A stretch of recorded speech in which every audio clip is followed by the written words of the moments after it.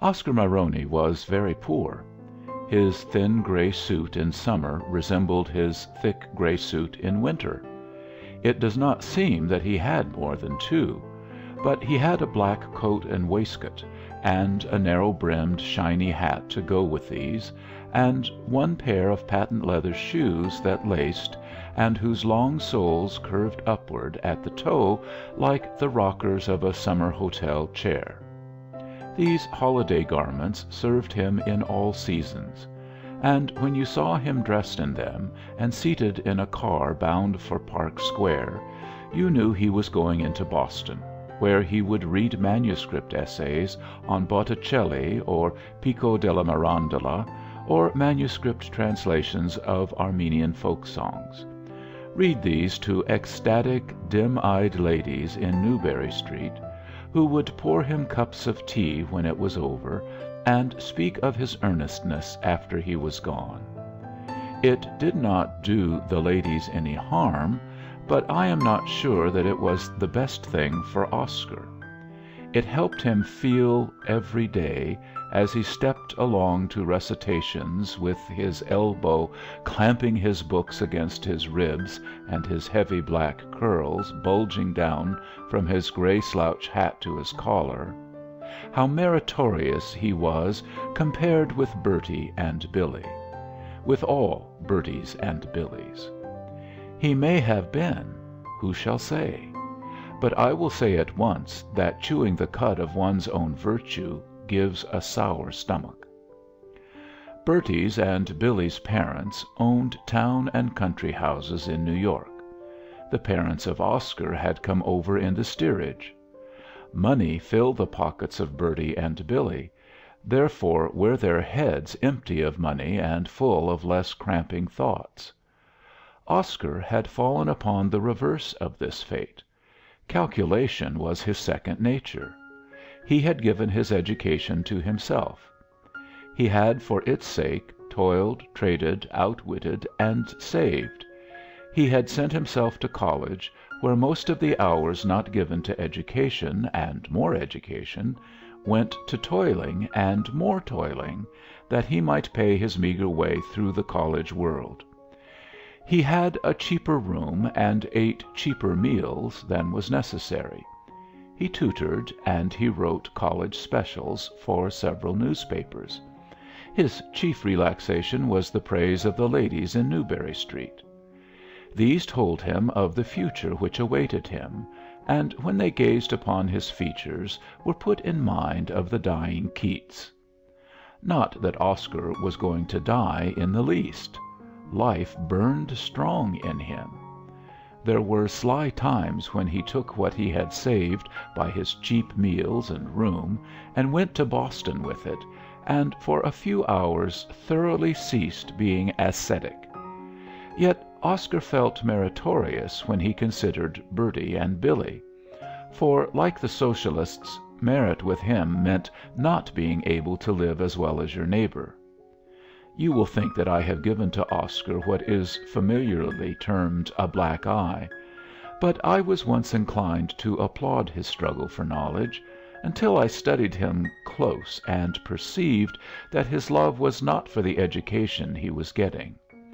Bertie and Billy loved play for play's own sake, and in play forgot themselves, like the wholesome young creatures that they were. Oscar had one love only. Through all his days, whatever he might forget, he would remember himself. Through all his days he would make knowledge show that self off. Thank heaven, all the poor students in Harvard College were not Oscars. I loved some of them as much as I loved Bertie and Billy. So there is no black eye about it. Pity Oscar if you like, but don't be so mushy as to admire him as he stepped along in the night, holding his notes, full of his knowledge, thinking of Bertie and Billy, conscious of virtue, and smiling his smile. They were not conscious of any virtue, were Bertie and Billy, nor were they smiling. They were solemnly eating up together a box of handsome strawberries and sucking the juice from their reddened thumbs. "Rather mean not to make him wait and have some of these after his hard work on us," said Bertie. "I'd forgotten about them." "He ran out before you could remember, anyway," said Billy. "Wasn't he absurd about his old notes?" Bertie went on, a new strawberry in his mouth. "We don't need them, though. With to morrow we'll get this course down cold." "Yes, to morrow," sighed Billy. "It's awful to think of another day of this kind." "Horrible," assented Bertie. "He knows a lot. He's extraordinary," said Billy. "Yes, he is. He can talk the actual words of the notes. Probably he could teach the course himself. I don't suppose he buys any strawberries, even when they get ripe and cheap here. What's the matter with you?" Billy had broken suddenly into merriment. "I don't believe Oscar owns a bath," he explained. "By Jove! So his notes will burn in spite of everything." And both of the tennis boys shrieked foolishly. Then Billy began taking his clothes off, strewing them in the window seat or anywhere that they happened to drop, and Bertie, after hitting another cork or two out of the window with the tennis racket, departed to his own room on another floor, and left Billy to immediate and deep slumber. This was broken for a few moments when Billy's room mate returned happy from an excursion which had begun in the morning. The room mate sat on Billy's feet until that gentleman showed consciousness. "I've done it," said the room mate then. "The hell you have." "You couldn't do it." "The hell I couldn't." "Great dinner." "The hell it was." "Soft shell crabs, broiled live lobster, salmon, grass plover, doughbirds, rum omelet. Bet you $5 you can't find it." "Take you. Go to bed." And Billy fell again into deep, immediate slumber.